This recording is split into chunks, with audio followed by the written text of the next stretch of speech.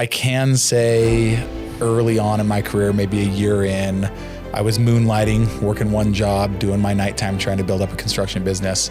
It was about a year in that I had my first success of selling a house and went, wow, somebody believes in me.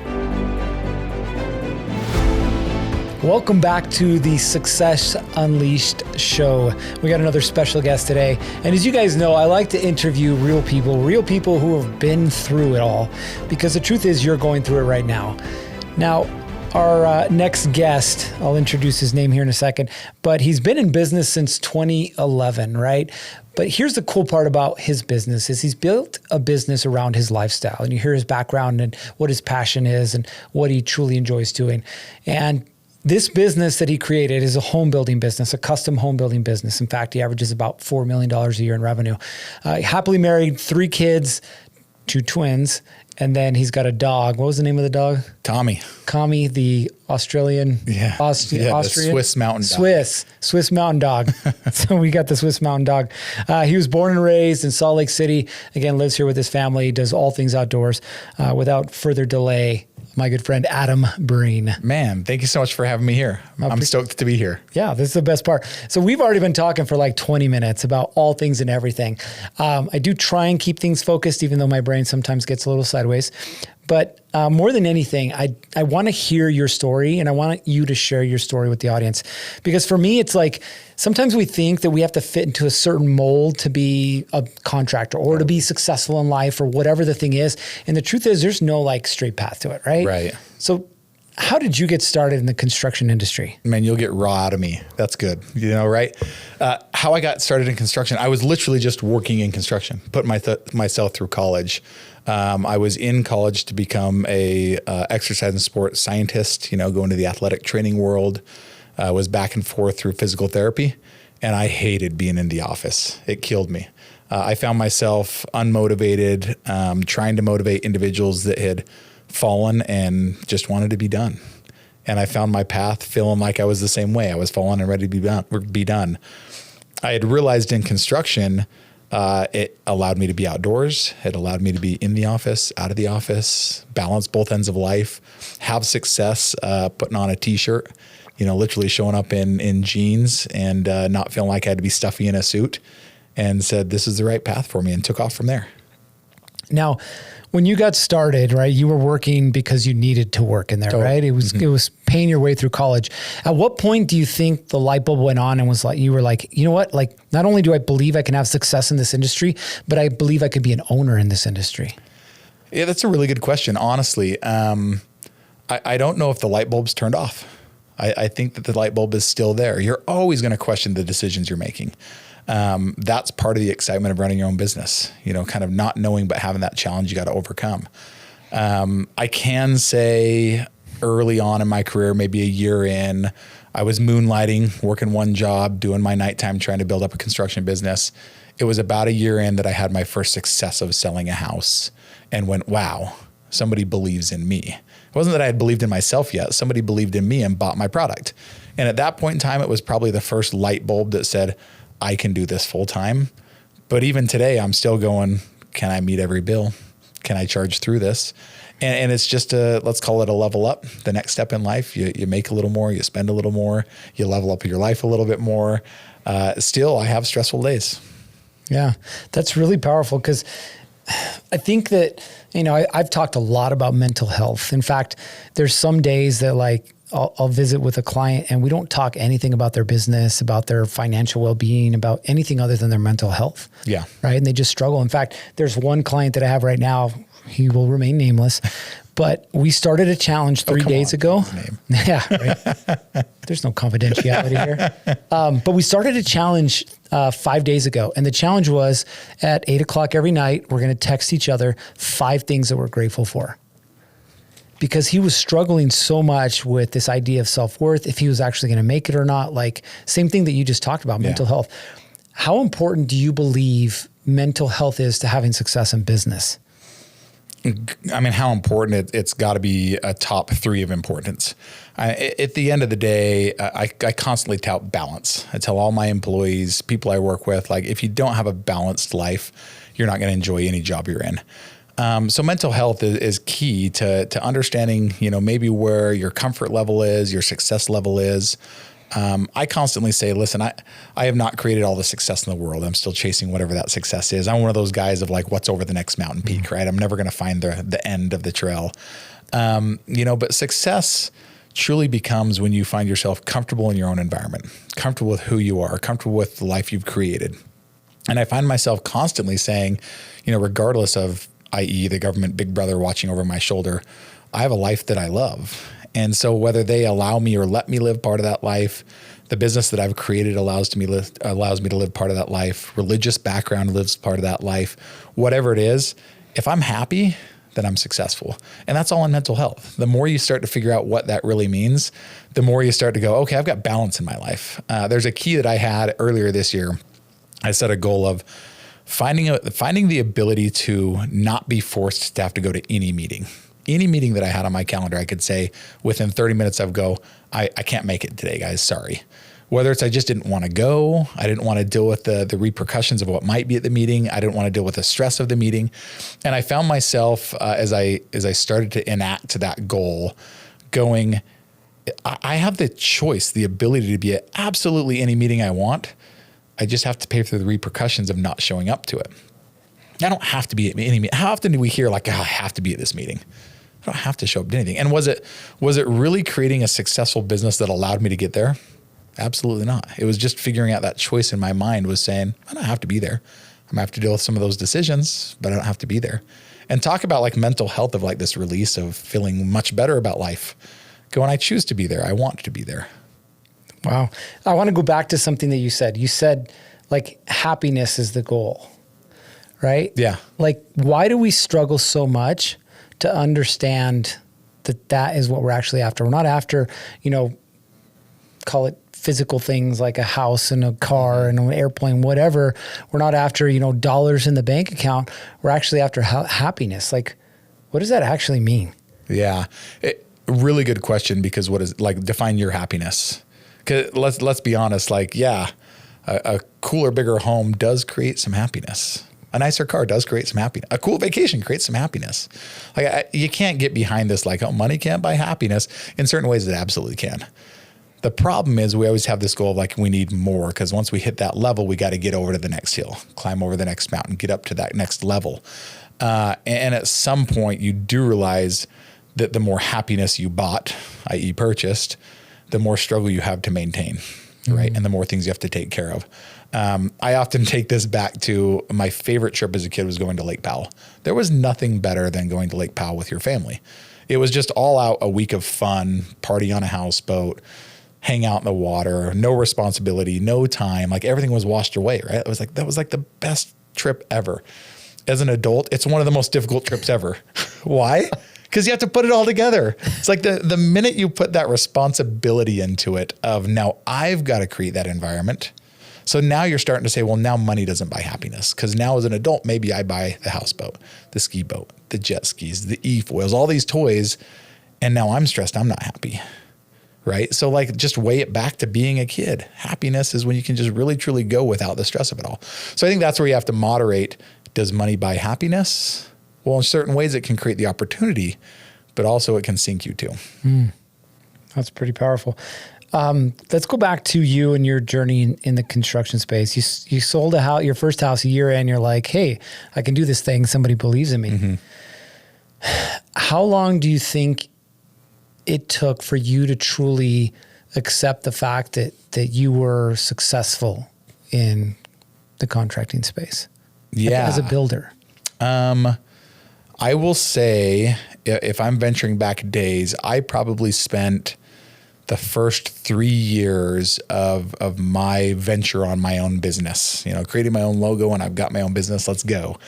I think the first 3 years I spent either building what's called a spec home, an inventory home that I was going to put up for sale. So i.e. I was doing all the design, all the building myself, or building for some sort of personal contact, friend, family member, that I was asking for work, so to speak. It was probably about 3 years in that I had my first organic client hire me. And that probably felt like the ultimate success for me of like, wow, I'm doing this somebody that I don't know that doesn't have the personal connection is coming in and saying, we want you to build for us. It took some time to get there for sure. Now, if you're looking at your journey, everybody has a little different, journey through life and, their definition of success. What would you say was the first like really big struggle or roadblock that you faced? In life? No, not in life. Yeah, I was going to say, man, we're going to go way back here. But let's talk about being an owner, right? Being a builder. Yeah, like, what was that really first big roadblock? Okay, I first real big roadblock. It's hard to say. I think that owning your own business faces so many different challenges. I will say one of the first was after about a year of moonlighting back and forth, and that first year was hard. I remember late nights. At the time, I was luckily single and managing it all by myself, and able to go to my day job all day and come home and work till 11 o'clock at night. I had lost. I don't want to say lost, but I had given up on a lot of my social life. And 1 year in, I went back to the company I was with and sat down with the owner and said, "Hey, listen, I've been here for 5 years. I've started to create the confidence that I can do this on my own. I would like to give myself a better position here. And I'm looking for either A, B, or C." And at the time, he seemed pretty open to it. He said, "Let's talk about what your future may look like here." It was a family-owned and ran company. And we probably spent maybe 2.5, 3 months of me throwing out idea A, didn't work. Idea B, didn't work. Idea C, didn't work. And I remember the last time we met up for lunch at Jimmy John's real quick for a quick sandwich. And I said, I feel like I'm trying to create opportunity for myself. And at the end of the day, I'm sitting here realizing that you're kind of on your last leg in the industry and I'm starting my steps here. And there's no point in you taking risk. You're kind of at the spot to where you can hand this off to family and go on to your legacy. And you'd be foolish to let me come in and ruffle things up. And I said, and I think what I'm hearing is that you just wish I'd throw the straps back on my back and pull. And he said, I'd be lying if I didn't say, yeah, that's exactly how I feel. I said, that's the very reason you're losing me. This is my 2 weeks and I'm done. And I left totally going, crap, what am I going to do? Like, I have no clue. I did not plan on that. I really thought this was going somewhere. And it was a struggle. Like, I went home going, I don't know. I'm 2 weeks away from having no job and I got to create an income. So the first struggle is going, I'm on my own. What does that really look like? It's scary. It's very scary. And I think there's so many people that can relate to that. But I want to talk about that concept, right? That concept of literally jumping without really having a parachute. Yeah. Right? You're just going down. You're like, well, hopefully this is a video game and I pick something up on the way down. Like, why do you think that's so important, though, to the long-term success of a business? If you have no other option, you'll find a way to succeed. Truly. I think oftentimes you hear people maybe complaining about or griping about the fact that somebody had a leg up when they started their business, or they came into a family business that's 1, 2, 3, 4 generations down the road. And oftentimes you hear that second generation owners are most likely to fail or do fail X amount of percent of the time, whatever it is. To step back and go, my option of failure puts me on the street or me and my family on the street. You're not going to fail. I mean, we are ingrained to figure it out. Yeah, we are. And if push comes to shove, when you don't have an option to fail, like it's the end, like you're going to find a way to succeed. Not everybody, but success may come in different forms too. So you may jump out there and say, I think I can do this on my own, and you end up down an avenue you didn't think you were going to go working for somebody else. So like in theory, I think to your point of taking those risks, just to prove to yourself that you can do it, lands you in a better spot. You find out what you're made of. That's really powerful. I want to kind of dive into this a little bit because I'm sure you've seen it as much as I have. Let's say, and we're just going to create a scenario, right? Let's say that somebody newer in the construction industry, could be a trade business owner, could be another builder. They approach you and they say, here's my situation. I need help. What do you think the power is of, yes, providing some advice, but the ultimate advice is what you just said. You're going to have to figure it out. You do it. Versus, here's a loan, here's a handout, let me call a guy, stuff like that. You're suggesting the advice I got. Truly. I am. It's funny, I am. though. I went to the neighborhood I grew up in. I still call home, so to speak, for me. My background is I was basically not kicked out of my home, but home was sold through a parent's divorce when I was 18 years old and said, good luck. And I went, okay, I got nowhere to go because I'm going to couch surf for the rest of my life. A few years after that, getting into school, college, going down the route of physical therapy, I had realized that construction might be the right path for me. And I went back to an old scout leader that was in the industry and said, okay, I'm ready. You've told me my entire life that, if I ever came looking to talk to you and you'd help give me advice in the industry. And I was met in my eyes with a cold, hard, good luck. It's a tough industry.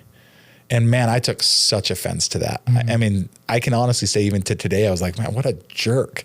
Like, you're not going to help me in any way, shape or form. And I literally at that point in time went and got a job with another family friend in the same neighborhood that worked in construction, just swinging a hammer, because that was my entrance in. That's the only way I knew how to figure it out. But I got the same advice, and I hate to say, look at me now, but look, I think that in a way to just say, hey, I need some help, and your reaction is, let me give you a hand, it doesn't teach people or ingrain the roots in them to find the success. I love that.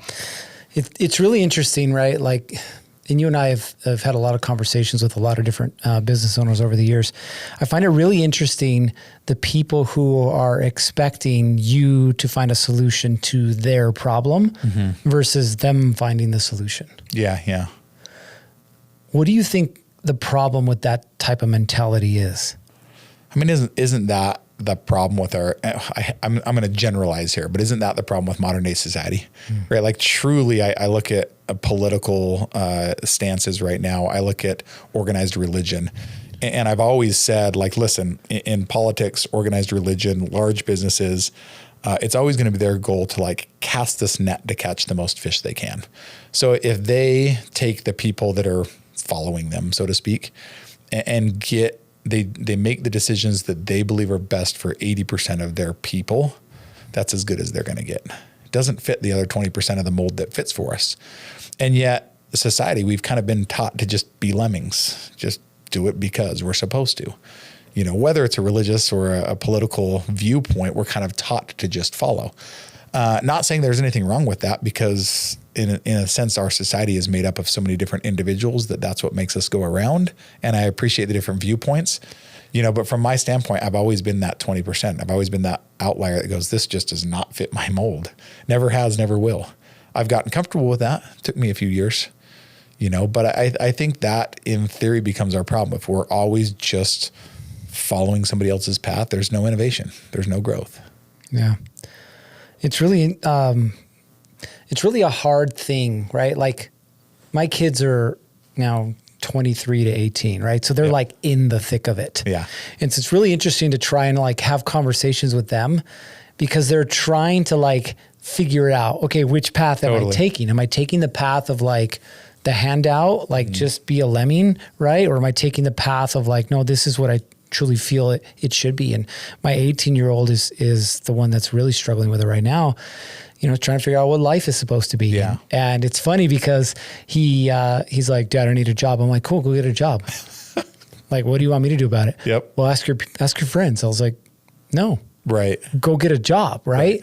And there was this huge like resistance there, and like, and I love my kids, man. I would do anything for my kids. But I also realized that like, if I give him the crutch now, he's going to need the crutch for the rest of his life. Totally. And he went out and got a job working landscaping, commercial freaking landscaping. It's a hard job. It's a hard job. Favorite part was buying his first pair of boots, but like, it's a hard job. And he's working with, this Venezuelan crew, because like, it's just like whatever it is. But I can tell you that in the last, 6 months, 4, 5 months, whatever that he's been doing it, his demeanor is completely changed, right? Because he now understands that process, right? Yeah. He understands the process of hard work. And now it's like trying to instill in him the next phase of it, which is like, hey, cool, you know what hard work is, you know what hard work can get you. Now imagine if it was your own hard work taking you where you wanted to go. Yeah. Right? Yep. The reality though is, let's see, I've always touted that my generation, we're a similar generation. We are the gap between the boomers and the millennials, right? And they hate that term, and I love to use it because it just like stands up the hair on the back of their neck. But we're the only reason they know how to communicate. And so in theory, I sit back and I go, well, hold on, let us help communicate of, maybe as a dad or a parent to teach your kids how to get to that next level. But let's be honest, we don't have a clue. The way they've been raised, the society they grew up in is so different than us that was uphill both ways in 2 feet of snow, we think, compared to what they're doing nowadays. There's a lot of similarities, but there's a lot of things that are so bloody different too. So we stand back and go, well, we think we know. We think we can give you good advice, but do we really know? And then you combine in your mind, you're going, okay, how do I help teach my son to go out and capture the American dream? Not just work for somebody, but do it for himself. And there's people out there that don't want to take on that stress, right? There's pros and cons every which way. And what I don't think society taught us when they sold us the American dream, which we could totally break down in another different way, is the repercussions of making your decisions and having to face those decisions, right? I mean, if you make the choices to go out on a limb, put risk in the way, risk everything you have, if you fail, you fail. Now, most of society expects the government to pick us up. It's not fair, right? If you fail, you fail. Now, you can go out, you can get whatever you want. That is the American dream. But you better work hard to get there, because if you fail, you fail. You will lose it all, and that is the part of the American dream they don't sell. So in a lot of ways, there's times that I step back and I go, I'm glad there's people that are risk adverse and don't want to take on that risk. They just want the seat, the job, the 9 to 5, and to be done. Because there's honestly, and there's no disrespect in that. I go, sometimes I wish I had that personality. I wish I could be okay with the short hike up and down and up and down and up and down, not having to go over the next mountain. Because you know how much stress I've created in my life having to go over the next mountain too? It's like in certain ways I go, it's not for everyone. No. But what I can say, and to drive home some of your point, is saying it's not for everyone, but a lot of people don't know it's for them. And you do have to take the risks to find out that it's for you. There's a lot of people that step off the edge and find it exhilarating, but they were too afraid to do it the first time. Yeah. That was me. Yeah. Like I could totally. So Nice. First got married, trying to figure life out. Wife gets pregnant. I don't know how that happened. And I'm I can tell you how it what happened. should I do? Yeah, right. Well, I think I can. I hope I can. Please be right. But I'm trying to figure this whole thing out, right? And so I'm like, well, I'm going to go get a job go get a job. And like, I tried the job for a couple of months and I'm like, oh, jobs suck, right? So I was like, I'm going to go start my own business. Yep. So I'm living in Phoenix in the middle of summer, and I decided it's a good idea to start a window washing business. Perfect, right? Yeah. When you like wet the window and then you turn around and Reflecting squeegee that it heat off. and it's dry and streaky now. And Yeah. you're just like, son of a gun. And I was trying to figure it out, right? And truth is, I failed. Totally. Failed miserably. Didn't know what I was doing, didn't know how to do it. I mean, oddly enough, I could sell windows, but then trying to clean them was a different story. And I went and got a job. Why? Yeah. Because I had a newborn son who's now 23, but a newborn son. And I had no idea what I was doing, right? So I failed, and I went back and I got a job. Now, I became a police officer, still a job, right? And I rode this job thing for a while until like that desire inside of me, and you talked about that, like a lot of people either don't know they have it or have it and are afraid to do it, like Totally. holding that security blanket. So like you said, you were moonlighting.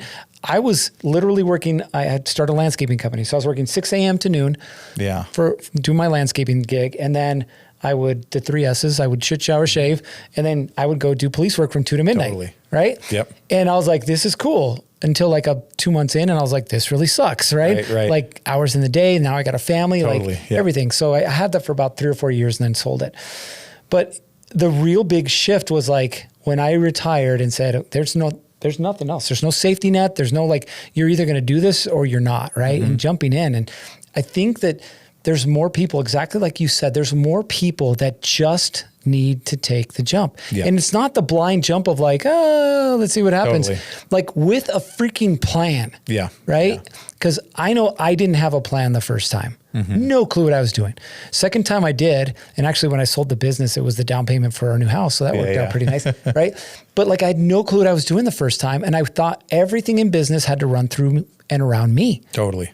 right? Instead of getting that. So like, what's that transition like, or what was that like for you to go from, I got to be the center of the universe, this whole thing is me, to, hey, you know what? This would be a whole lot more fun if I had more people doing the work. Like you said, some people just want a job. Yeah. And then I can go live life. Totally. In certain ways it's exhilarating. Other ways it's more stress, right? Like there's the pros and the cons to both world. I have to say, as we talk, like finding the successful business, I think any businessman that you talk to didn't just take, well, not any, 99.9% of them didn't just take the plunge and it worked the first time. We've all failed. We've all dealt with failure. And I've always told people, like, a true leader is somebody that is vulnerable and will admit their failures, right? And come in and help relate to people saying, listen, been there, done that. Not once, not twice, but multiple times. I often tell planning commissions when I meet with cities and pitch an idea for development that sometimes I'm just throwing darts at a dartboard. You're going to say no, no, no, no, no. And I just don't take no for an answer.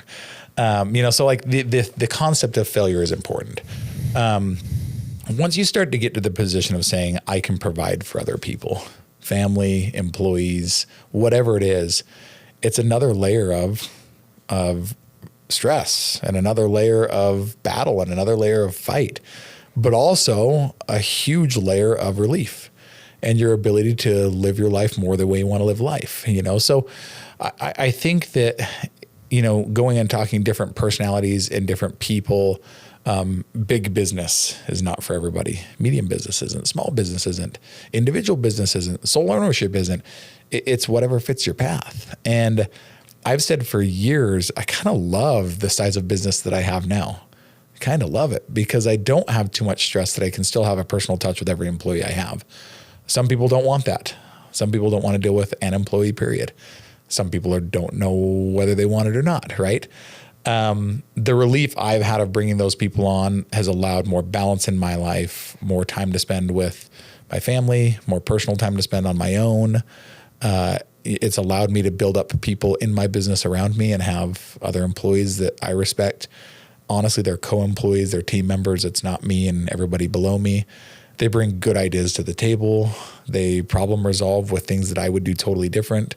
I would love to say that if I could just put 7 of me in one room, we'd totally kick ass. But let's be honest, all we do is fight, So like the best thing possible is to bring in different opinions and different people and, but it does add its layer of stress too. For sure it does. Yeah. It's another step in life. Yeah, very true.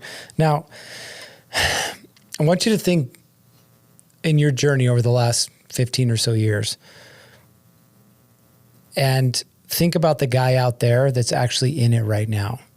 What's been your biggest struggle since you started, right? Yes, you jumped and everybody kind of fears out a little bit and here you are and you figured it out, right?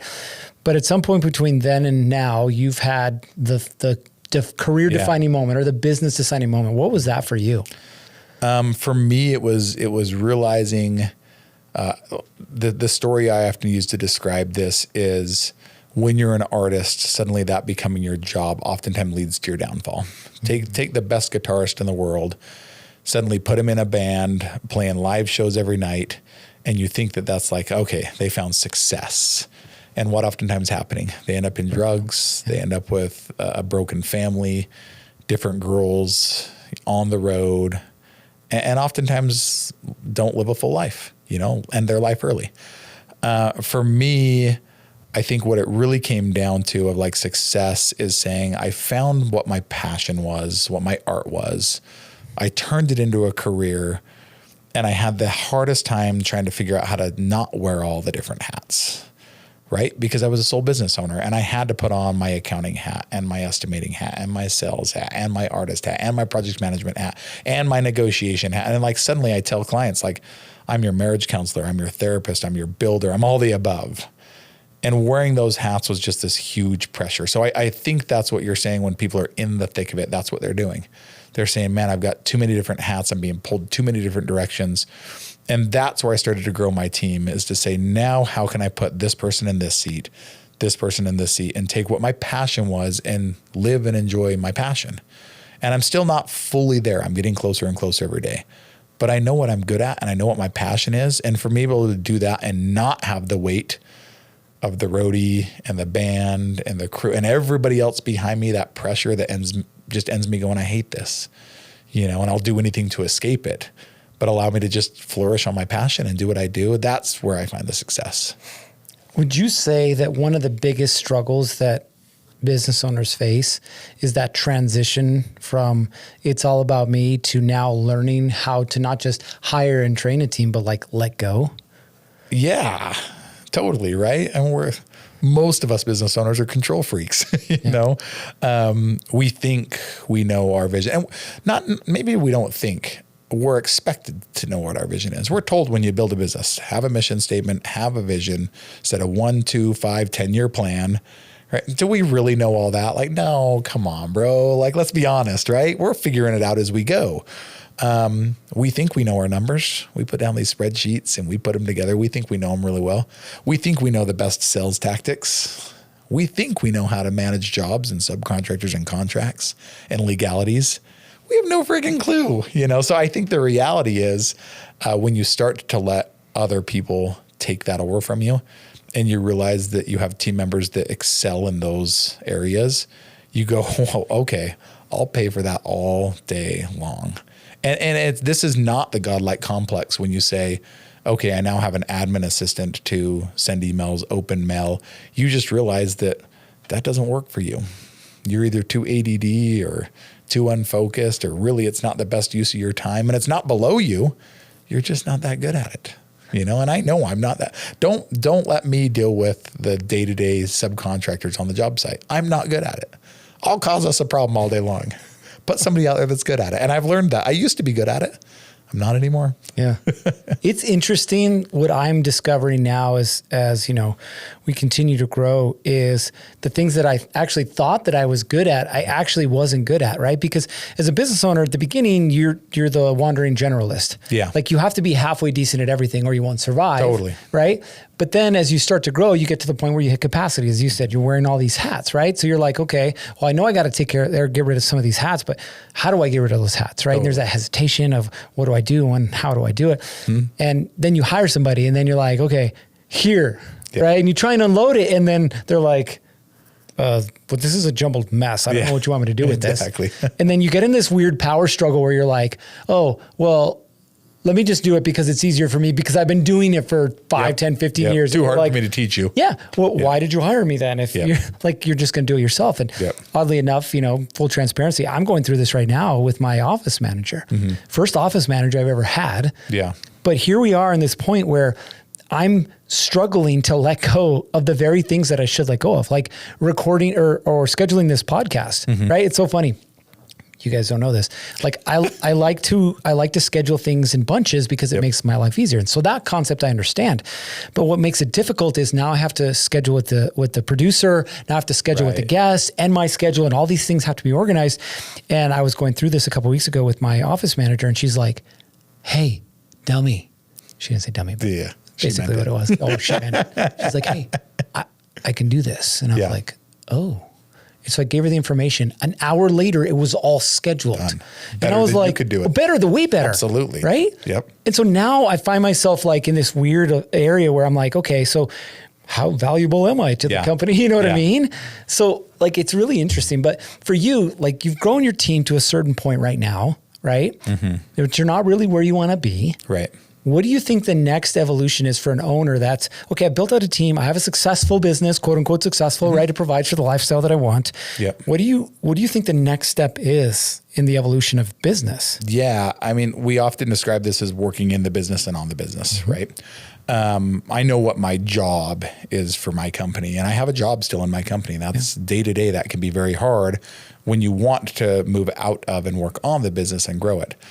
I can tell you that I believe I know what my 1-year vision is, but here's the hard part. We like set this vision, this goal up here. Like this is what my 1-year vision is.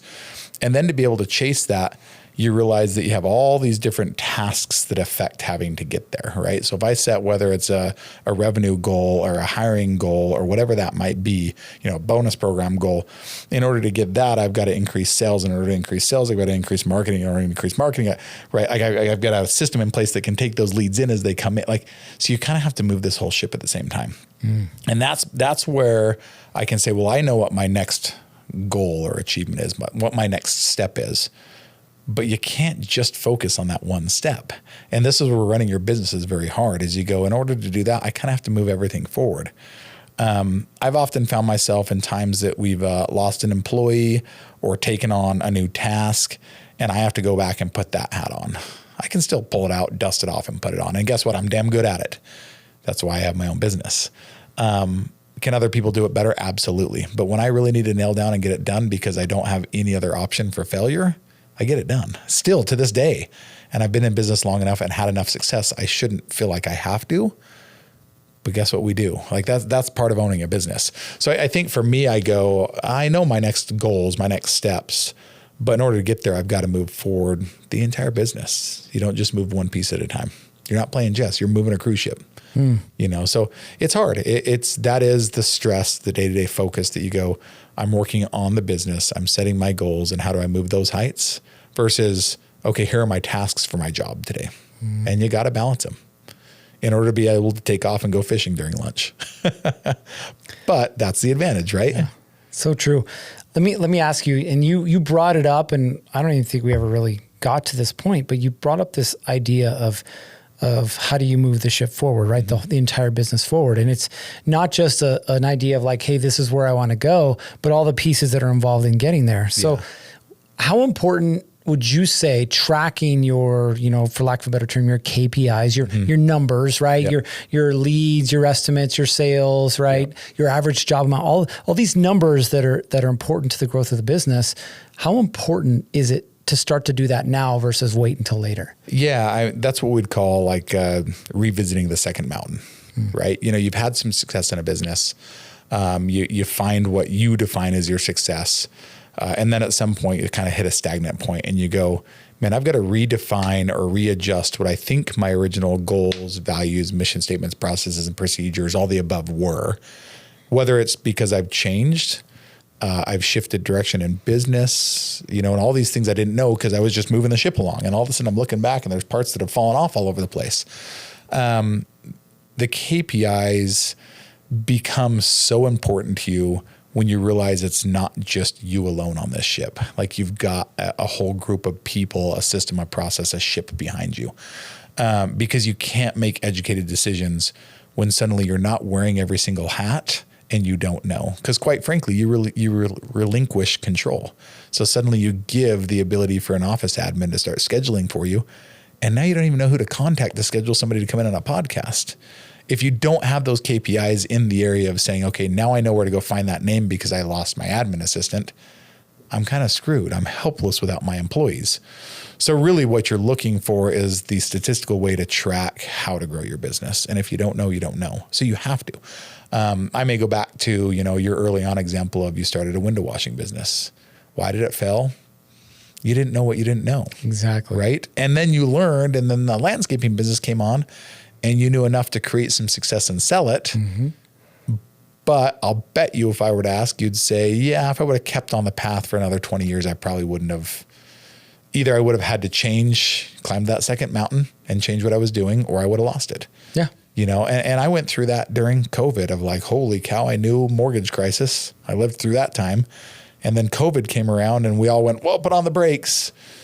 But if you didn't see some things coming and you didn't adjust properly, you'd be totally screwed. Right. So I can honestly say this year is an off year for us. We made the adjustments early on because of our KPIs and understanding what the business was and having the right people in to say, hey, I need to see the reports. I need to understand what we're doing and where we're going and what we're marketing for and what we're selling for and how we're dealing with clients and how we're treating people.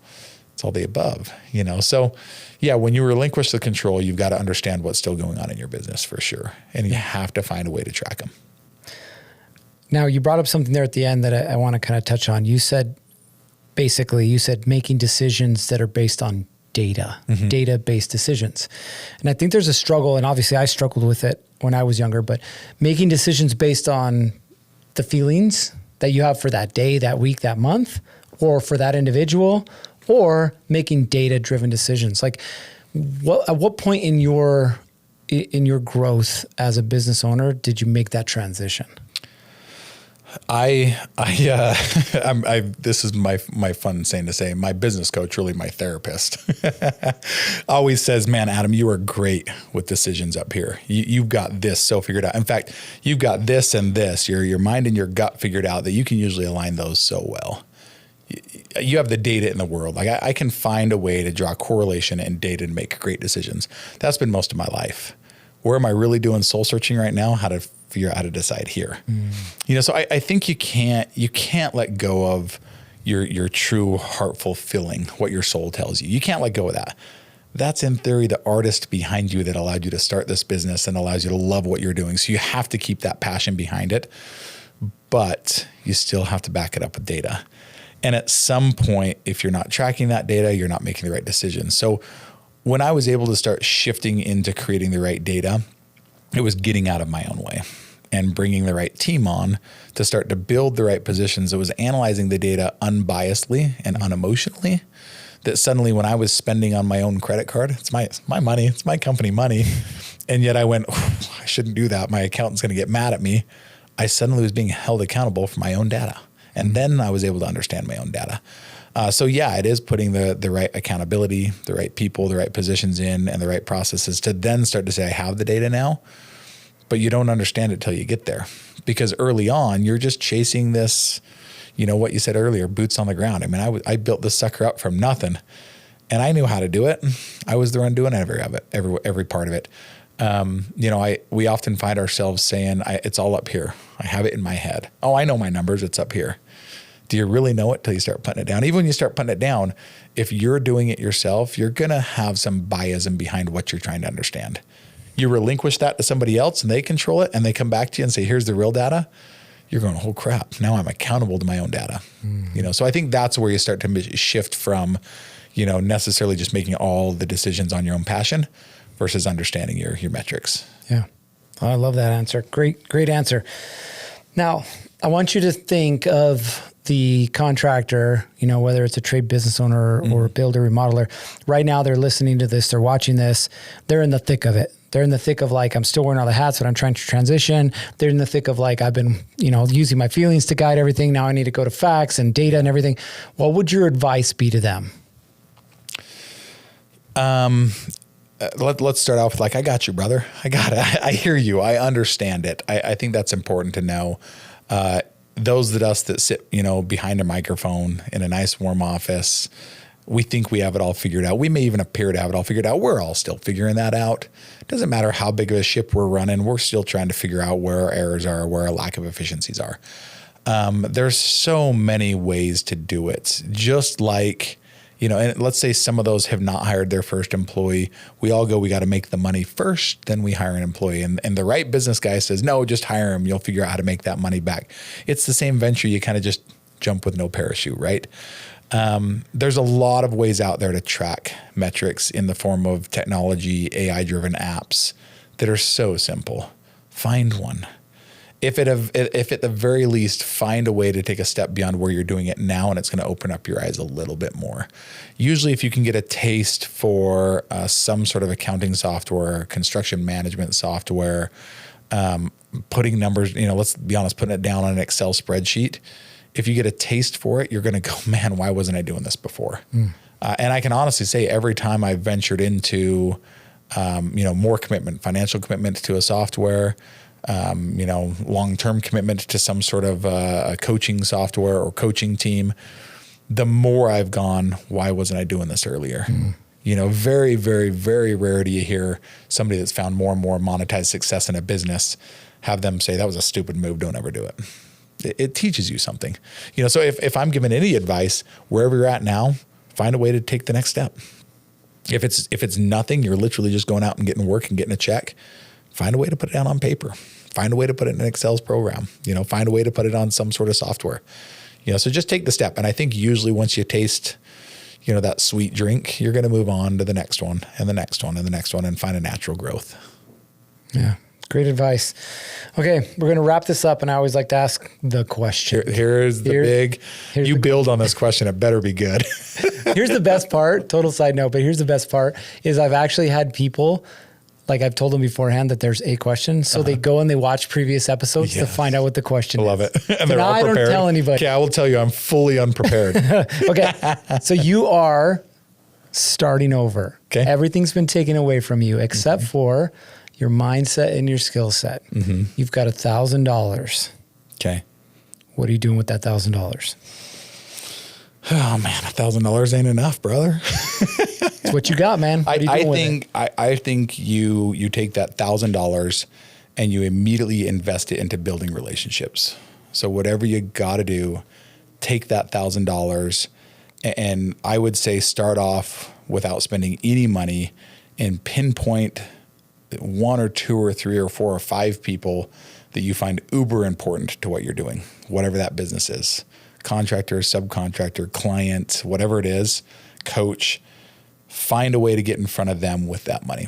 If it's a simple lunch, if it's golf, if it's a gift in their office, find a way to get in front of them and build and curate that relationship. And man, just grind. That $1,000 may get you, may pay for a bill at lunch, but it's not going to pay for the grind. Go out there and show them how bad you want their business, and they'll see the commitment and drive you have for them, and they'll find success in that. Beautiful. That answer work? It did. I love it, because I'm actually going to end on that. So listen, you got a good taste of Adam here. And really what I want you to take away from this is an understanding that nobody has it figured out yet, right? Like, we're all still working through it. We all still have days where we struggle. We definitely have days where we don't want to do it, but we just keep going, right? And that's the key. And you brought it up here at the end, which, like, you can't pay for the grind. Totally. You just have to grind. Now, grind does not mean 24 hours a day. That's not grind. But the grind is you have to put in the work. Whatever the work is for wherever it is you are in business. For some of you right now, that's the next job and the next job and the next job. For some of you, it's the next hire. For some of you, it's now putting in a management team, right? But whatever that grind is, you have to put the time, energy, and attention into it. You cannot pay for it. You have to be the one that do it.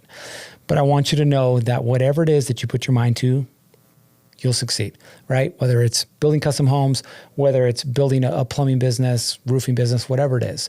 So don't be afraid to, as we already talked about, right? Jump off the cliff. You may not have the parachute. Cool. What's the worst thing that's going to happen? You're going to start over with $1,000 in your pocket, but you got your mindset and you got your skill set. So don't be afraid to do it. All right. You guys know what time it is. It's time to get after it. 3, 2, 1. Off you go. Thanks for listening to the Success Unleashed podcast. Before we go, show some love for your favorite podcast by liking, subscribing, and leaving us a review. Until we see you again, it's time to get after it. 3, 2, 1, off you go.